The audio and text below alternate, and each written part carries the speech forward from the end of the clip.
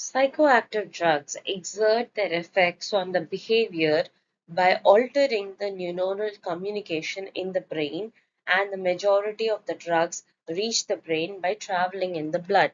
The acronym, as we saw in the previous slides, which says that ADME, is often used with A standing for absorption, how the drug gets into the blood; D for distribution, how the drug gets to the organ of interest; and M is the metabolism, how the drug is broken down; and finally, excretion is how the drug leaves the body.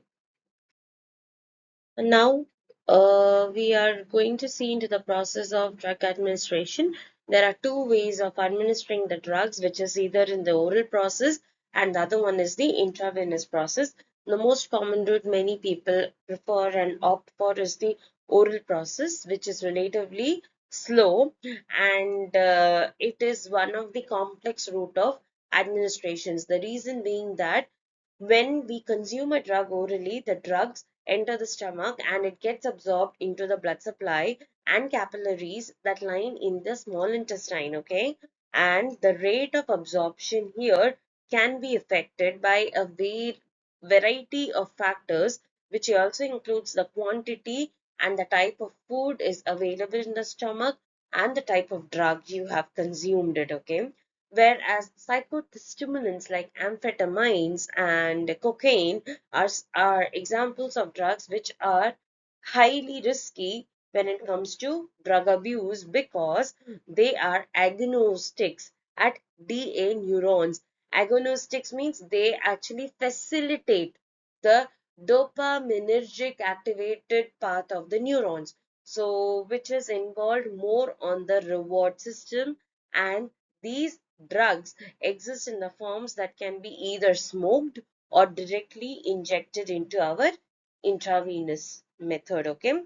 Some of people, they also argue that cigarette smoking is something which is very hard to quit because of the substance nicotine, which instantly it acts on the DA neurons. So people don't want to, immediately uh, come out of it, as it is difficult for them and it is highly addictive and risky in nature.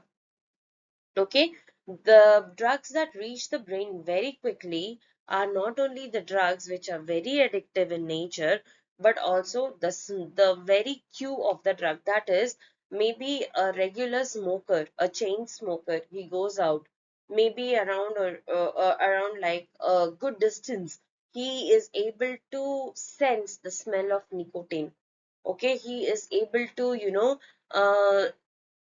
observe the smell of nicotine or sense the smell of nicotine, and immediately he is also equally tempted to consume it. So that is what they are trying to highlight here as the cues that are associated with the drug.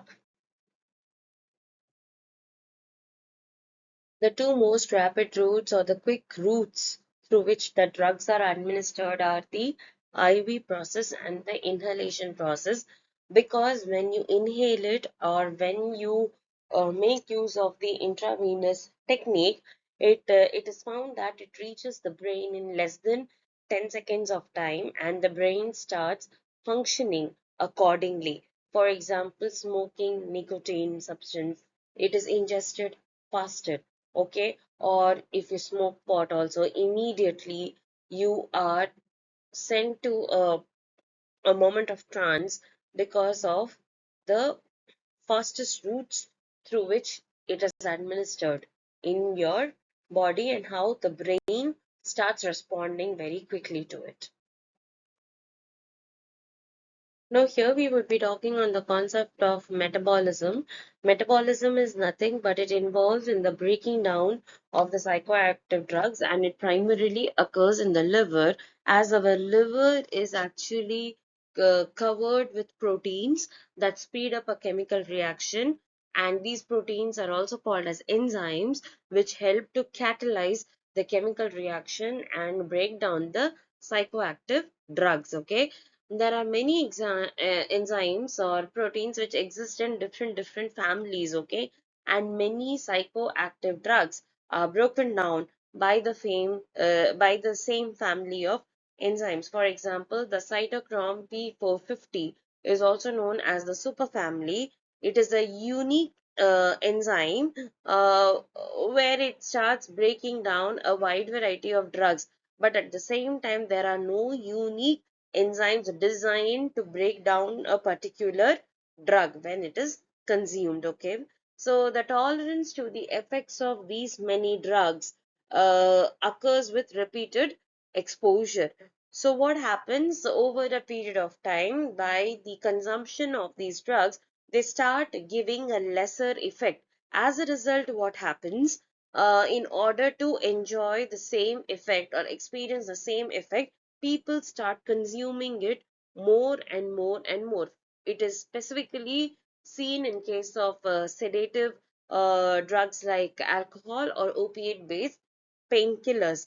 So this is also, I would say, one of the reasons why they get addicted to the drug at a much more faster rate. Okay, the metabolic tolerance is a kind of tolerance, and it takes place in the liver. Some drugs like alcohol, it causes an increase in the enzymes which is produced by the liver. So for example, chronic drinking, it results into alcohol being broken down more quickly, so the alcoholic needs to drink more in order to get the same effect increases, and as a result, more amount of alcohol is consumed, and it leads to the damage of the liver, and which is also known as cirrhosis. And not only that, it also leads to diabetes in the individual.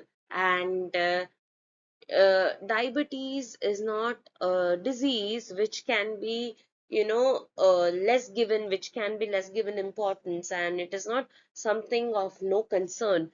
Diabetes is actually of a major concern because many diabetic deaths are happening, and even at a very small age itself, when the child is already, in the mother's womb, when it comes out, it has diabetes. And also over a period of time, when the child is born and the child is not even fully developed, in the developing process, it also starts having conditions like juvenile diabetes, and the cases of diabetes has increased extremely in a faster rate in India. So it is something of a concern where we all need to look forward and work towards it in order to curb the diabetes from becoming an epidemic, because it is on a verge of becoming an epidemic in India, as per the latest reports were observed in the papers.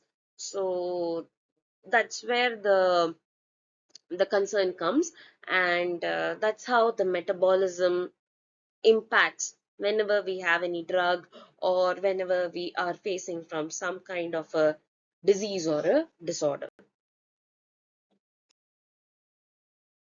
Well, here an example is given based on one of the recent paper studied on the issues of psychopharmacology, and specifically it was dealt with the impact of a grapefruit. Grapefruit is a fruit which is bigger in shape, just like a bigger version of a lemon or an orange, but the content inside, the the pulp inside is not too sweet, not too sour.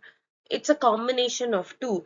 Initially, when you have it, it'll be a bit sour, but the more and more you start consuming it, a sense of sweetness will develop. Okay, so so this particular fruit was like, we should also have this particular fruit under what do you say?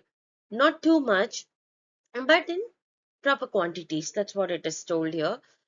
So in the grapefruit, they found that the juice made out of the grapefruit, it tries to suppress the cytochrome, which is the P450 enzyme, which we discussed in the previous slides, okay, which is there in the liver.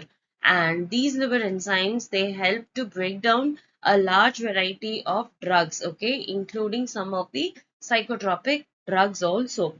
If these enzymes are suppressed, then automatically the drug levels will build up to such a level that it becomes toxic to the individual. The enzymes are suppressed, the drug levels can build up to the toxicity levels, and as a result, what happens? The effect of that toxicity prevails for extended period of time after the consumption of the grapefruit juice. So some psychotropic drugs that are likely to interact with the grapefruit juice, they include they include drugs like carbamazepine, that is the Tegretol, prescribed for bipolar disorder, then diazepam, that is Valium, which is used to treat any form of anxiety, alcohol withdrawal, and muscle spasms, and fluvoxamine, which is Luvox, which is used to treat any form of obsessive compulsive disorders and depression. At the end of the content, I have actually shared a link of YouTube. Here, this link, it says that lithium, in recent studies, they have found that lithium has got some of a good impact on improving the individual's condition, but at the same time, its side effects are something which is uh, not very appealing, but it also leads to a lot of damages. So this video, I have brought it here because just to make you aware that how components, as we were studying for such a long time, like it's a psychopharmacology is a combination of drug, is a combination of or the inclusion of a drug which is a combination of multiple components. So one of the component, if lithium is seen in that drug, how does lithium impact, how it has got a positive impact, and also at the same time how it has got a negative impact. So that's what this video tries to highlight it.